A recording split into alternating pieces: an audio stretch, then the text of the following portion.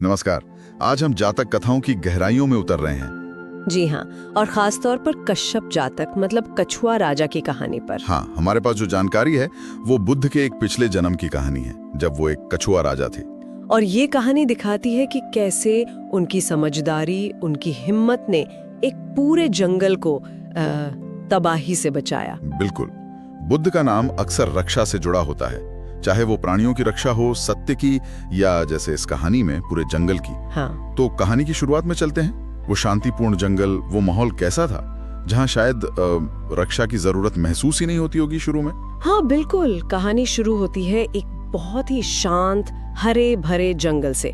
मतलब एक आइडियल जगह जहाँ हर तरह के जानवर, छोटे बड़े बड़े आराम से मिलजुल कर रह रहे थे। और उनका राजा एक कछुआ था। ये अपने आप में दिलचस्प है। हाँ, ये बात मुझे भी बड़ी अच्छी लगी। वो राजा थे कछुआ।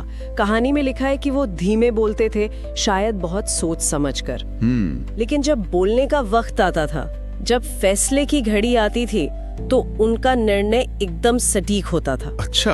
और इसीलिए सब जानवर मतलब दिल से उनका सम्मान करते थे। ऐसा नहीं कि सिर्फ राजा हैं इसलिए, उनके व्यवहार के कारण।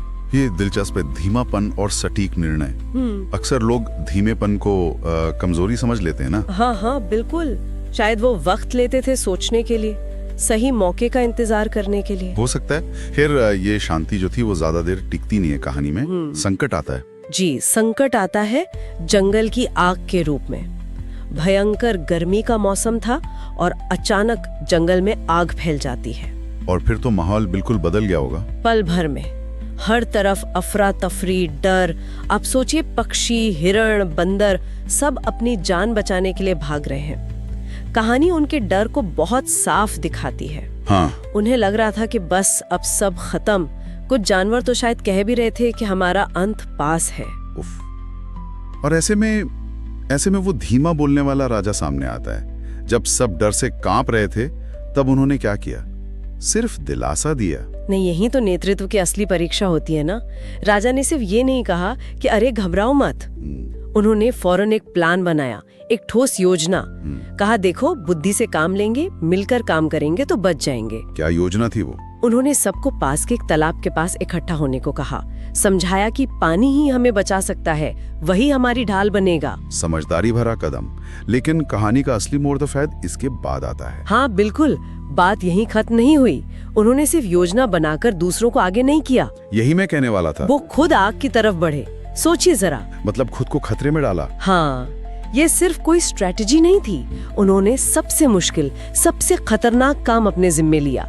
मिट्टी फेंक कर, पानी छिड़क कर आग को धीमा करने की कोशिश की। और वो कवच वाली बात? हाँ, कहानी ये भी कहती है कि वो अपना कवच, अपनी जो खोल होती है, उसे तक आग में झोंकने को तैयार थे, ताकि आग की दिशा बदल जाए, दूसरों तक ना पहुंचे। अविश्वसनीय।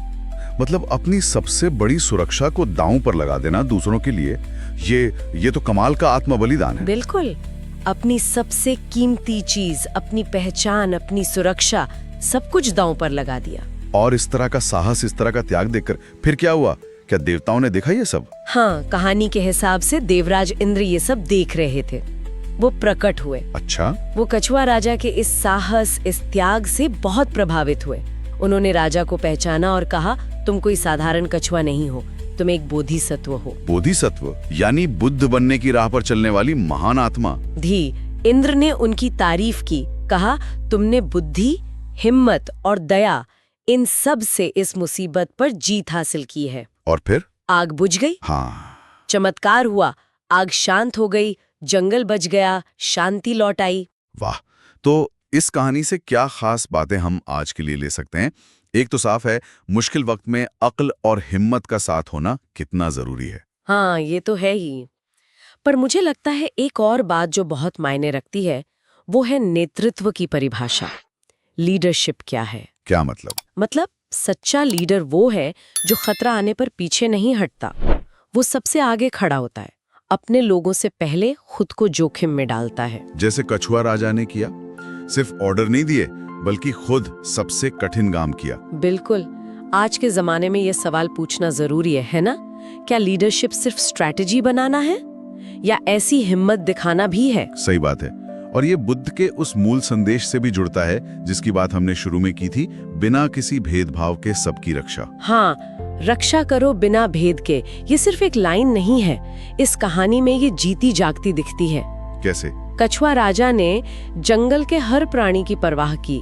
ये नहीं देखा कि कौन छोटा कौन बड़ा, कौन किस जाति का, सबके लिए समान भाव, समान करुणा।